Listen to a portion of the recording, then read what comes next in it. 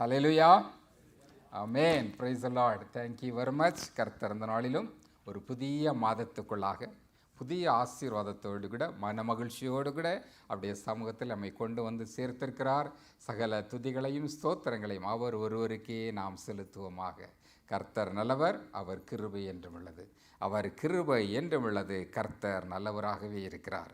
சேனைகளின் கர்த்தர் நம்மோடு கூட இருக்கிறார்.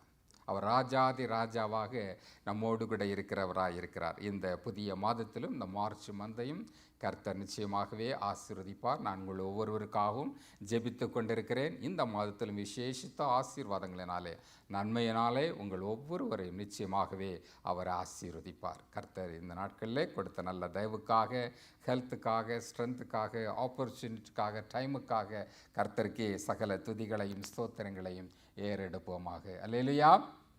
ஆமென். Glory to God. We are predestined by our God.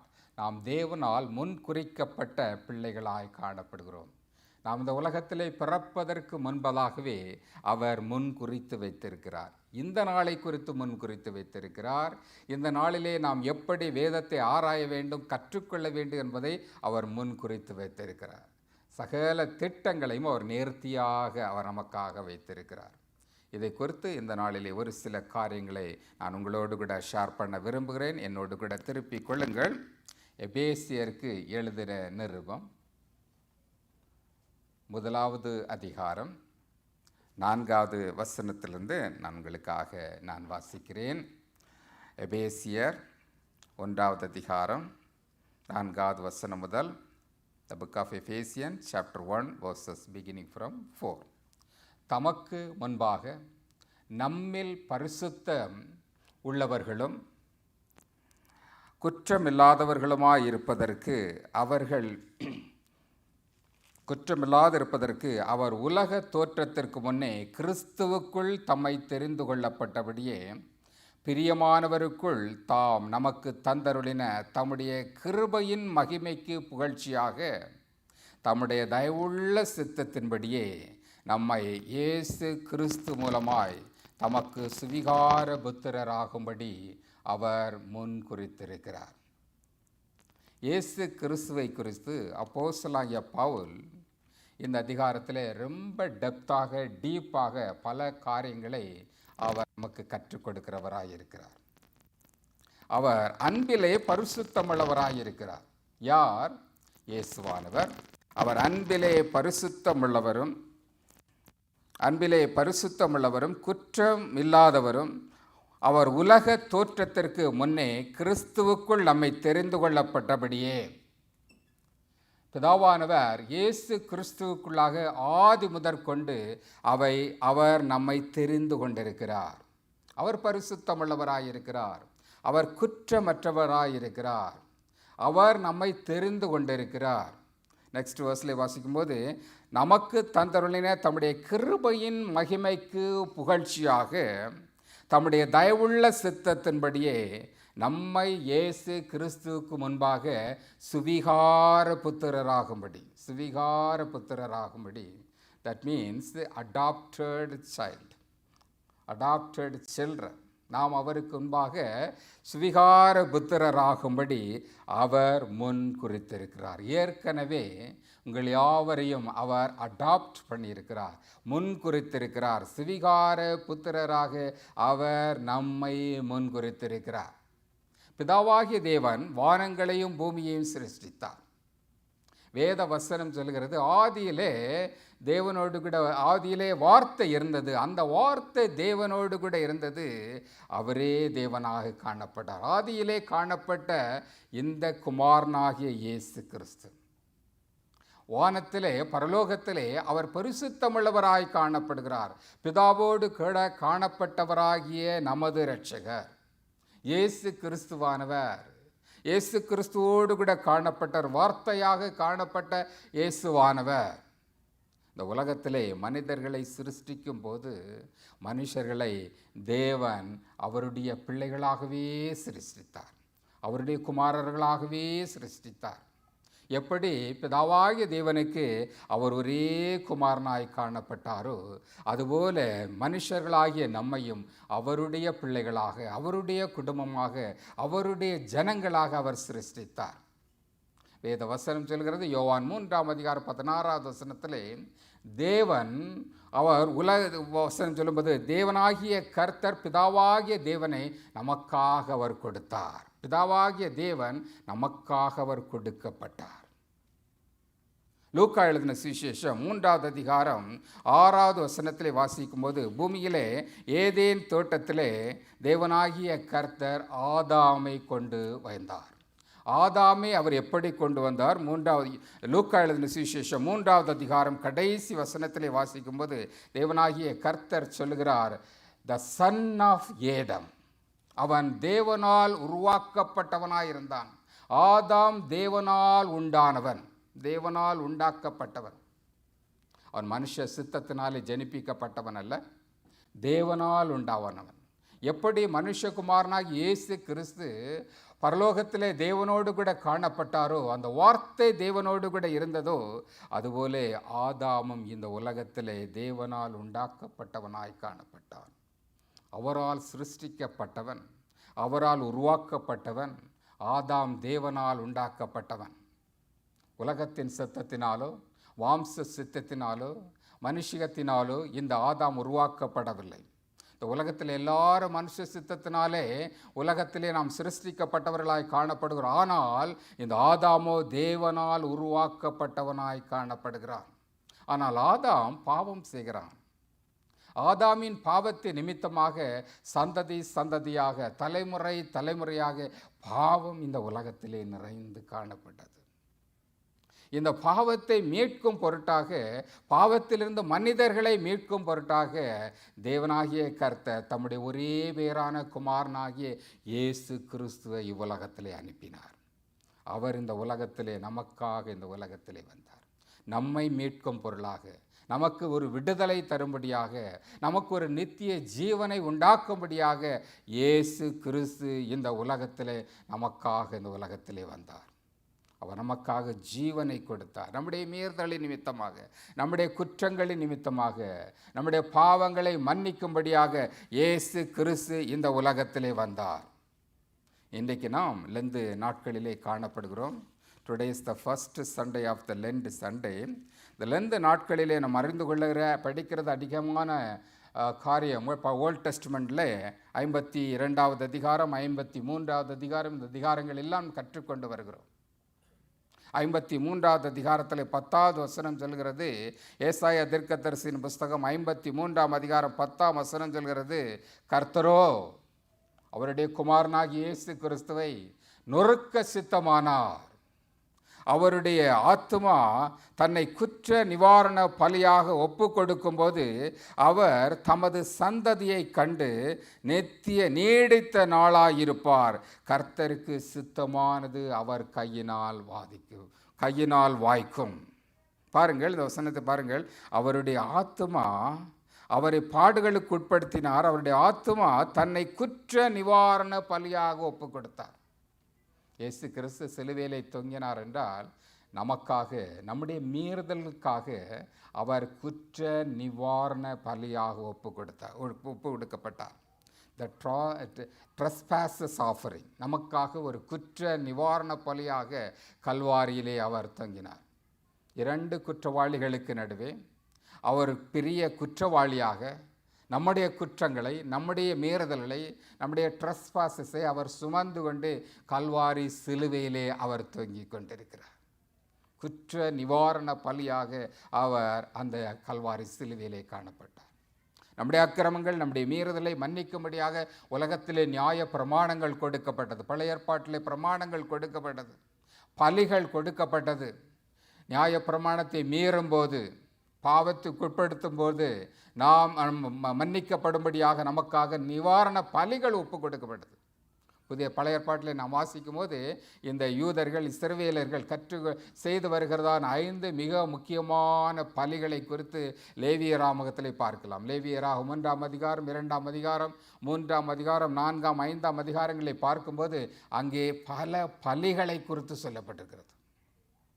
இயேசு கிறிஸ்து நமக்காக பலியானார். அவர் குற்ற நிவாரண பலியானார். அங்கே தகன பலியை குறித்து சொல்லப்பட்டிருக்கிறது. 1வது அதிகாரத்தில் பார்க்கும்போது லேவியராகமத்தில் அவர் தகன பலியாக நமக்காக சிலுவையிலே மரித்தார். ஆபிரகாமை குறித்து நாம் வாசிக்கும் போது ஆதியாகமம் 22வது அதிகாரத்திலே தன்னுடைய ஒரே புதல்வனும் ஏக சுதனும் ஏக குமாரனுமாகிய ஈசாக்கை மோரியாவிலே மலையிலே அவர் தேவனுக்காக தகன பலியாக செலுத்தினார். அதுதான் தகன பலி. தன்னுடைய சொந்த மகனை தகன பலியாக செலுத்தினார். தேவனுக்காக ஒப்பு கொடுக்கும்படியாக சொந்த குமாரனை அவர் ஒப்பு கொடுத்தார். லேவியராகமம் 2வது அதிகாரத்தில் 10வது வசனம் சொல்கிறது போஜன பலியை குறித்து சொல்லப்பட்டிருக்கிறது.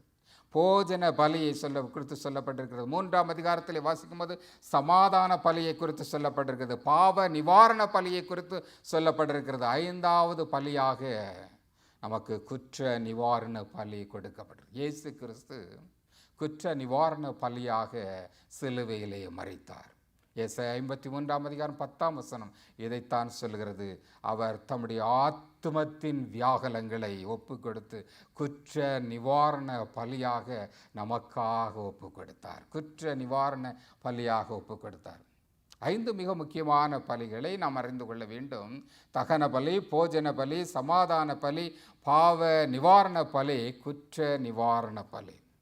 நம்முடைய மீறுதலை, நம்முடைய குற்றங்களை அவர் மன்னிக்கும்படியாக நமக்காக ஒப்பு கொடுக்கப்பட்ட இந்த இயேசு கிறிஸ்து. குற்ற நிவாரண பலி என்பது நாம் செய்த எல்லா அக்கிரமங்களும் நம்முடைய எல்லா மீறுதல்களையும் அவர் மன்னித்தார். நமக்காக சிலுவையிலே அவர் மன்னித்தார். நமக்காக அவர் மரிக்கும் போது அவருடைய சரீரமானது நமக்காக கிழிக்கப்பட்டது. அவருடைய சரீரமானது முழுமையாக நமக்காக அவர் ஒப்பு கொடுத்தார். முழு சரீரத்தின் மாம்சமும் நமக்காக கிழிக்கப்பட்டது. நமக்காக அவருடைய சரீரமானது உருமாறியது, முற்றிலுமாக உருமாறியது. இது ஏசாயா 52வது அதிகாரத்திலே நாம் வாசிக்கும் போது ஏசாயா 52வது அதிகாரத்தில் 14வது வசனம் சொல்கிறது. ஏசாயா தீர்க்கதரிசன புத்தகம் 52ஆம் அதிகாரம் 14வது வசனம் சொல்கிறது, மனுஷனை பார்க்கிலும் அவருடைய முக பார்வையும் மனுபுத்திரரை பார்க்கிலும் அவருடைய ரூபமும் இவ்வளவு அந்த கேடு அடைந்தபடியினாலே அவரை கண்ட அநேகர் பிரமிப்படைந்தார்கள். அவருடைய முழு சரீரமும் மாறியது. ஒரு மனுஷருக்கேற்ற முக ஜாடை கூட இல்லை. முழுமையாக அவருடைய சரீரமானது கிழிக்கப்பட்டது. மனுஷ ரூபம் இல்லாதவராக அவருடைய சரீரம் முழுமையாக கிழிக்கப்பட்டது. யூதர்கள் கொஞ்சம் குறைய ரோமர்களுடைய காலத்திலே சிலுவையில் அறையப்படுவதற்கு முன்பாக 39 வாரினால் அவர்களை அடிப்பார்களாம். ஒவ்வொரு வாரிலும் 9 விதமான பல கற்கள் அல்ல எலும்புகள் இவைகள் தொங்கிக் கொண்டிருக்குமாம். இந்த 9 காரியங்களையும் சேர்த்து அந்த வாரினால் இழுக்கும்போது அந்த சரீரத்தில் அது அது மார்பாக இருந்தாலும் சரி, அவருடைய முதுகாக இருந்தாலும் சரி, எல்லாவற்றையும் கிழித்து கொண்டு வரும், சதைகளை கிழித்து கொண்டு வரும். அந்த அளவு அவருடைய சரீரமானது முழுமையாக மாறியது. முகம் மாறியது, சரீரம் மாறியது. அந்த கேடடைந்தவராய் காணப்பட்டார். மனுஷரை பார்க்கிலும் அவருடைய முகமும் மனுபுத்திரரை பார்க்கிற ரூபமும் இவ்வளவு அந்த கேடடைந்தது. குற்ற நிவாரண பலி என்பது முழுமையாக அந்த கேடடைகிற ஒரு காரியம். முழுமையாக அவருடைய சரீரமானது கிழித்தெடுக்கப்படுகிறதான காரியம். சில வேத வல்லுநர்கள் சொல்லும்போது சொல்வார், கொஞ்சம் குறைய 360 இடங்களிலே அவருடைய சரீரமானது கிழிக்கப்பட்டது. நமக்காக, உங்களுக்காக, எனக்காக அவருடைய சரீரமானது முழுமையாக கிழிக்கப்பட்டது. அவருடைய முகமும் அவருடைய சரீரமும் முழுமையாக மாறியது. எதற்காக? குற்ற நிவாரண பலியாக தன்னை முழுமையாகவே ஒப்பு கொடுத்தார். இது த ட்ரெஸ்பாசஸ் ஆஃபரிங். நமக்காக நமக்குடைய குற்றங்களை, நம்முடைய மீறுதலை அவர் மன்னிக்கும்படியாக நமக்காக முழுமையாக ஒப்பு கொடுத்தார்.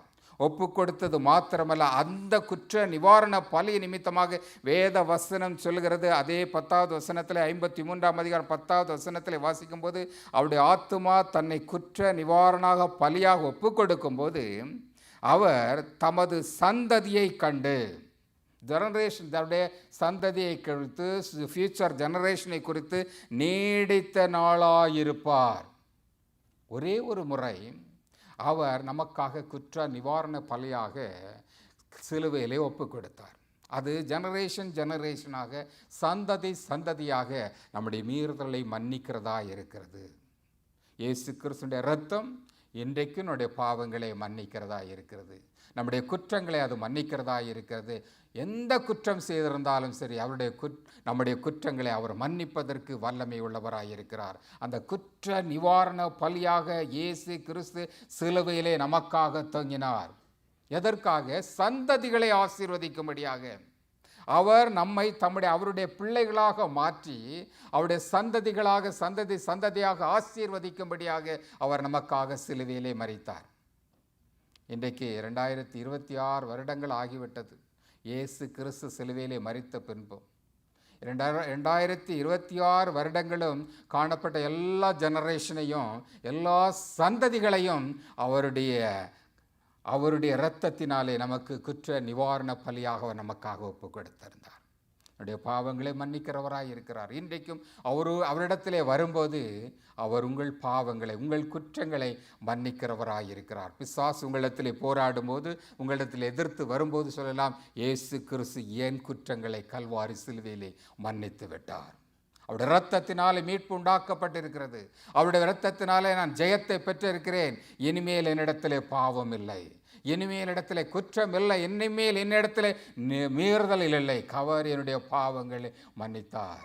எல்லா சந்ததிகளுக்கும், எல்லா ஜனங்களுக்கும், எல்லா ஜாதிகளுக்கும், எல்லா தேசத்தாருக்கும் இந்த பாவ மன்னிப்பு உண்டாக்கப்பட்டிருக்கிறது. இயேசு கிறிஸ்துவின் இரத்தத்தினாலே நமக்கு மீட்பு உண்டாக்கப்பட்டிருக்கிறது. சங்கீதத்திலே ஒரு வசனம் வருகிறது, 110வது சங்கீதம் 3வது வசனம். 110வது சங்கீதத்தை இதை மறுபடியுமாக வாசிக்கும் போது தான் இந்த வசனத்தினுடைய அர்த்தத்தை நீங்கள் புரிந்து கொள்ள முடியும். 110வது சங்கீதம் 3வது வசனத்திலே வாசிக்கும் போது இங்கே வசனம் சொல்லுகிறது, உமது பராக்கிரமத்தின் நாளிலே உம்முடைய ஜனங்கள் மனப்பூர்வமும் பரிசுத்த அலங்காரம் உள்ளவர்களாக இருப்பார்கள். விடியற் காலத்து கற்பத்தில் பிறக்கும் பனிக்கு சமானமாய் உம்முடைய இளவன ஜனம் உமக்கு பிறக்கும். இளவன ஜனம் என்றால் த யூத். இங்கிலீஷில் அருமையான டிரான்ஸ்லேஷன் சொல்லப்பட்டிருக்கிறது, your people shall be volunteers in the day of your power, in the beauties of holiness. From the womb of the morning you have dew of your youth. வாலிபர்கள், இந்த சந்ததிகளை குறித்து இங்கே வேத வசனம் சொல்லுகிறது, உம்முடைய ஜனங்கள், உம்முடைய பராக்கிரமத்தின் நாளிலே, உம்முடைய சிலுவையிலே நீர் வெற்றி சிறந்த நாளிலே உமக்கு கர்த்தர் சொல்கிறார், மனப்பூர்வமும் பரிசுத்த அலங்காரம் உள்ளவர்களாய் விடியற்காலத்து கற்பத்தில் பிறக்கும் பனிக்கு சமானமாய் உம்முடைய இளவன ஜனம் உமக்கு பிறக்கும். ஆமேன். சந்ததியாக ஆசீர்வதிக்கும்படியாக இயேசு கிறிஸ்து தம்முடைய ஜனங்களை அவருடைய பிள்ளைகளாக, அவருடைய சந்ததிகளாக அவர் நம்மை மாற்றியிருக்கிறார். We are the children of God. You are the child of God. நீங்கள் தேவனுடைய பிள்ளையாயிருக்கிறீர்கள், அவருடைய குழந்தையாயிருக்கிறீர்கள். அவர் உங்களோடு கூட இருக்கிறவராயிருக்கிறார். இந்த ஜனம் இயேசு கிறிஸ்துடைய ஜனமாயிருக்கிறது. அவர் நம்மை தெரிந்து கொண்டிருக்கிறார், அவர் நம்மை அழைத்திருக்கிறார், அவர் நம்மை ஆசீர்வதித்திருக்கிறார். இயேசு உங்களை பெற்றெடுத்திருக்கிறார்.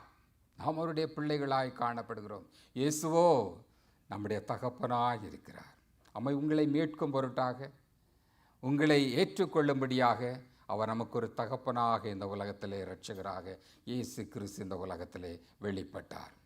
இயேசு கிறிஸ்து உங்களையும் என்னையும் அவர் பெற்றெடுத்து அவருடைய பிள்ளைகளாக, அவருடைய குமாரராக, அவருடைய குமாரத்திகளாக அவர் நம்மை ஏற்படுத்தி இருக்கிறார்.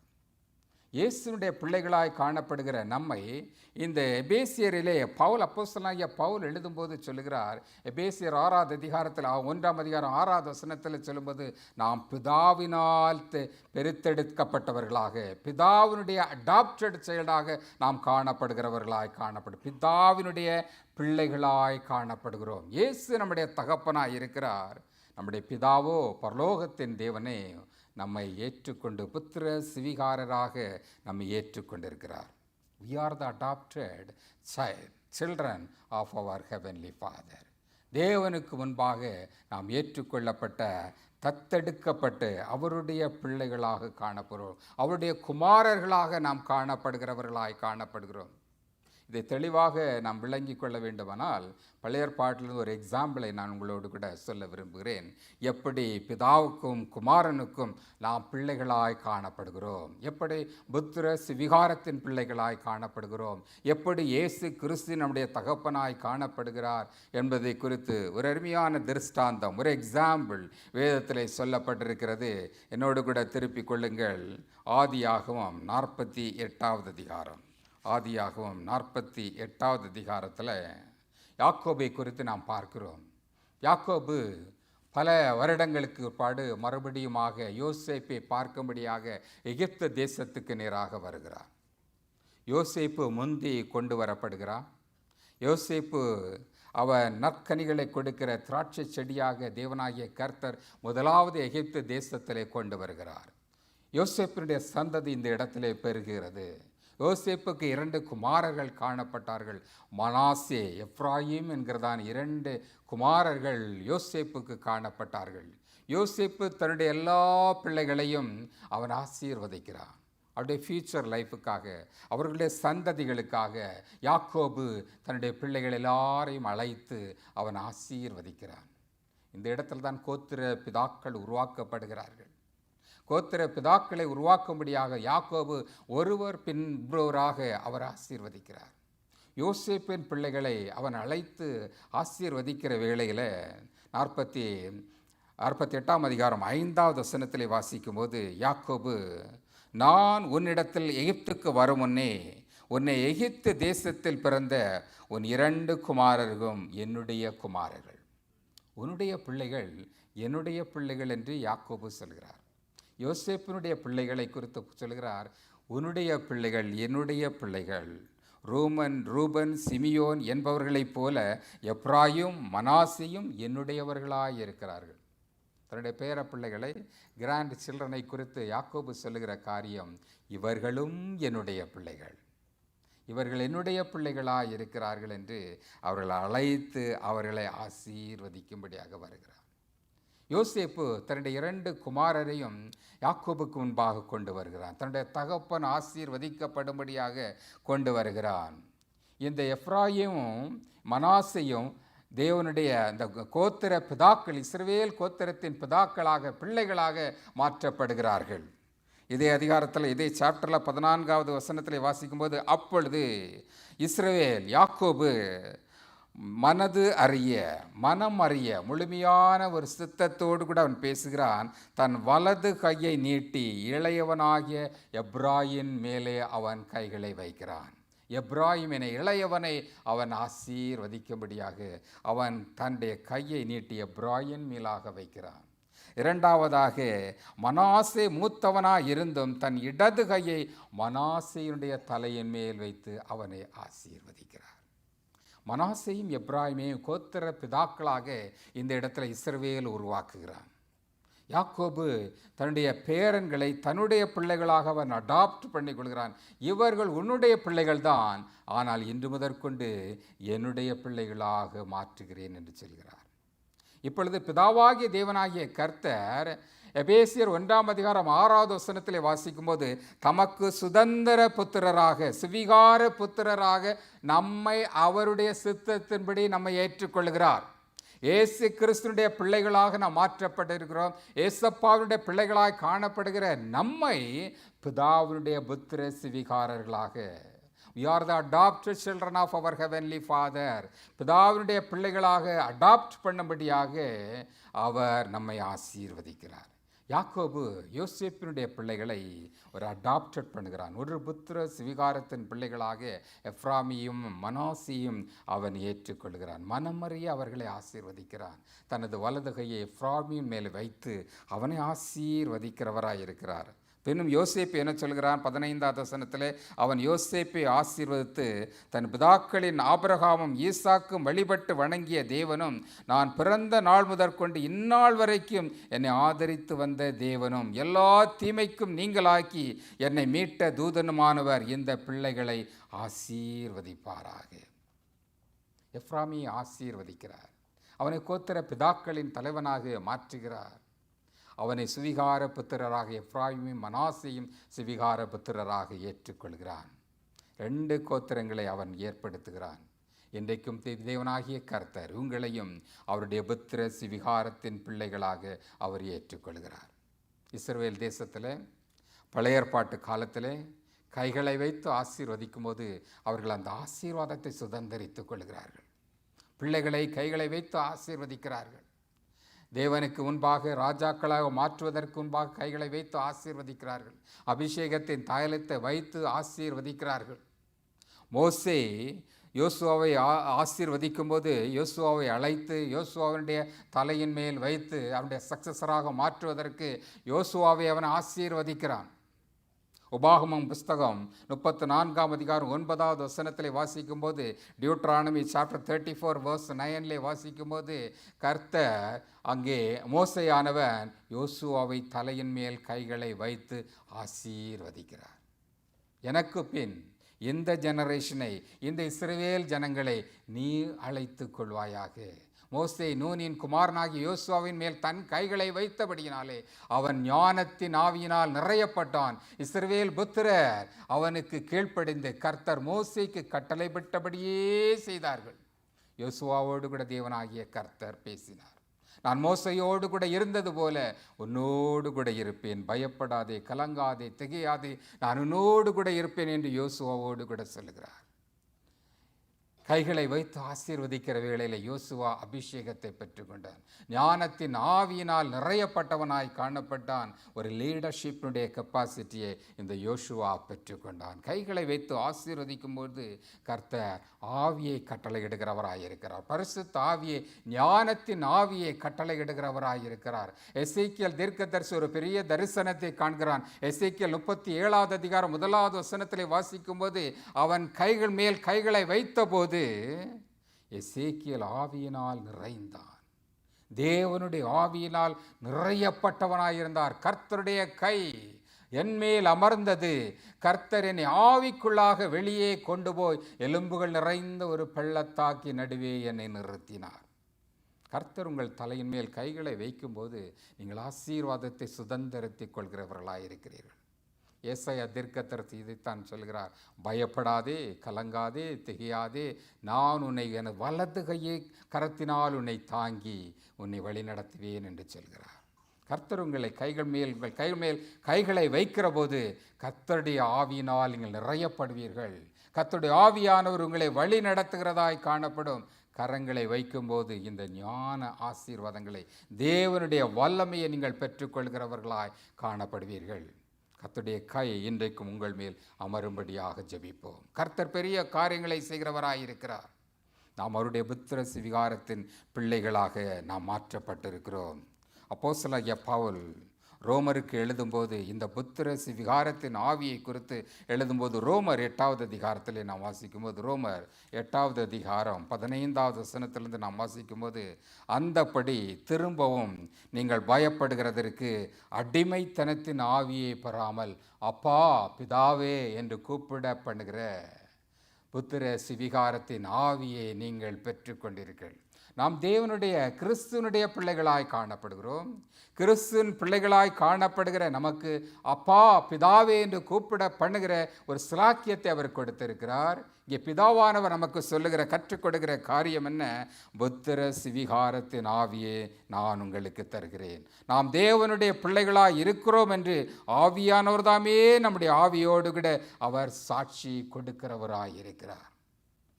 17வது வசனம் பாருங்கள். நாம் பிள்ளைகளானால் சுதந்திரராமே, தேவனுடைய சுதந்திரராமே.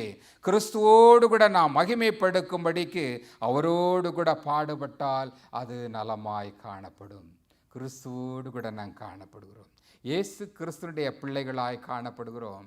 பிதாவாகிய தேவன் நம்மை சுவிகார புத்திரராக, நம்ம அடாப்டட் சைல்டாக அவர் நம்மை தெரிந்து கொண்டிருக்கிறார். நாம் அவருடைய பிள்ளைகளாய் காணப்படுகிறோம். இயேசு கிறிஸ்துவுக்குள்ளாக சகோதரர்களாய் காணப்படுகிறோம். யாக்கோபு மனாசேயும் எப்ராயிம் தன்னுடைய சொந்த பிள்ளைகளாக ஏற்றுக்கொள்ளும் போது யோசேப்பு எதுவாக மாறிவிடுகிறான்? ஒரு பிரதராக மாறிவிடுகிறான். யாக்கோபுக்கு ஒரு பிரதராக மாறிவிடுகிறான். 2-3 பேரும் அவனுடைய பிள்ளைகளாய் யாக்கோபுக்கு ஏற்கனவே யோசேப்பு ஒரு பிள்ளையாய் காணப்படுகிறான். இரண்டாவதாக எப்ராயும் மனாசேயும் அவனுடைய பிள்ளைகளாக அடாப்டட் சைல்டாக மாறுகிறார்கள். இப்பொழுது யோசேப்பும் மனாசேயும் எப்ராயும் யாக்கோபினுடைய பிள்ளைகளாய் காணப்படுகிறார். நாம் பிதாவினுடைய பிள்ளைகளாய் காணப்படுகிறோம். இயேசுவானவர் எப்படி பிதாவாகிய தேவனுக்கு அவர் ஒரே புதல்வனாக ஒரே சுதனாக காணப்படுகிறாரோ அதுபோல நாமும் தேவனுடைய பிள்ளைகளாய் காணப்படுகிறோம். நாம் அவருடைய பிள்ளைகளாய் காணப்படுகிறோம். That means Jesus Christ is our brother. அவர் நம்முடைய சகோதரராய் காணப்படுகிறார். இயேசு கிறிஸ்து நம்முடைய மூத்த சகோதரராய் காணப்படுகிறார். நாம் பிதாவினாலே உண்டாக்கப்பட்டவர்களாய் காணப்படுகிறோம். அவர் இயேசு கிறிஸ்துவானவர் தேவனுடைய ஏக குமாரனாக ஒரே புதல்வனாய் காணப்பட்ட அவர் இன்றைக்கு நம்முடைய சகோதரராய் காணப்படுகிறார். எபிரேயருக்கு எழுதின நிருபம் 2வது அதிகாரம் 11வது வசனத்தில் இயேசு இங்கே ஆவியானவர் கற்றுக் கொடுக்கிற காரியம். எபிரேயர் 2வது அதிகாரம் 11வது வசனம் 2:11 வாசிக்கும்போது, எப்படி எனில் பரிசுத்தம் செய்கிறவரும் பரிசுத்தப்படுகிறவர்களுமாகிய யாவரும் ஒருவராலே உண்டாக்கப்பட்டிருக்கிறாள். இது நிமித்தம் அவர்களை சகோதரர் என்று சொல்ல அவர் வெட்கப்படாமல் உம்முடைய நாமத்தை என் சகோதரருக்கு அறிவித்து சபை நடுவிலே உம்மை துதித்து பாடுவேன் என்றும் எழுதப்பட்டிருக்கிறதே. கிறிஸ்து இயேசு நம்மோடு கூட உடன் சகோதரராய் காணப்படுகிறார். அவர் நமக்கு பிதாவாக தகப்பனாக காணப்படுகிறார். அவர் நம்முடைய சகோதரராய் காணப்படுகிறார். நம்மோடு கூட வாசம் பண்ணுகிறவராய் இருக்கிறார். ஒரே வீட்டிலே நம்மோடு கூட அவர் வாழ்கிறவராய் காணப்படுறார். உங்களோடு கூட இருக்கிற இயேசுவானவராய் இருக்கிறார். இதற்காகத்தான் இயேசு கிறிஸ்து இந்த உலகத்திலே வந்தார். நமக்காக குற்ற நிவாரண பலியாக அவர் சிலுவையிலே ஒப்பு கொடுக்கப்பட்டார்.